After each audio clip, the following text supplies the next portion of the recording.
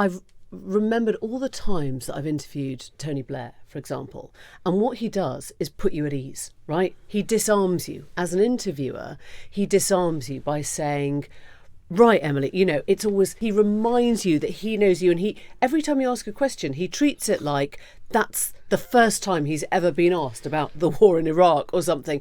He always makes you feel like you've done something incredible. And David Cameron has another trick which is really interesting, which is if you start a question, he always used to say, well, what we've said, well, what we've explained, well, what we've done.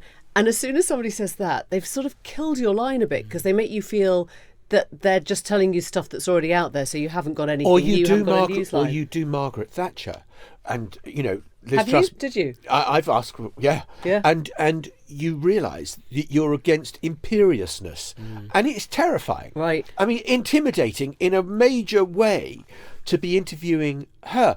Interestingly, the only time I remember her get really flustered was when it was about the General Belgrano and which way it was going in the Falklands War. Mrs. Gould. Mrs. Nationwide. On Nationwide. I've watched it on YouTube, John. There isn't a Margaret Thatcher clip on YouTube I haven't seen. And that was just Diane Gould from somewhere in the West Country. Yeah. And she just went after Margaret Thatcher and didn't give up.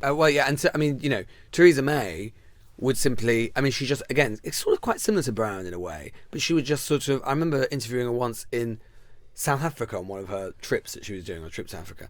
And, again, you only get 5 minutes, right? You've all done this. You get 5 minutes, all the broadcasters get the little round. And I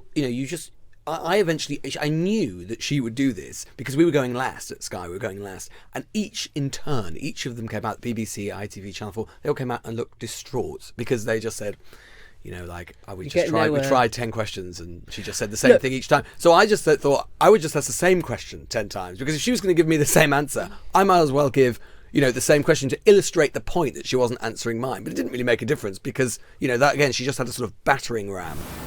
The Newsagents. This is a Global Player original podcast.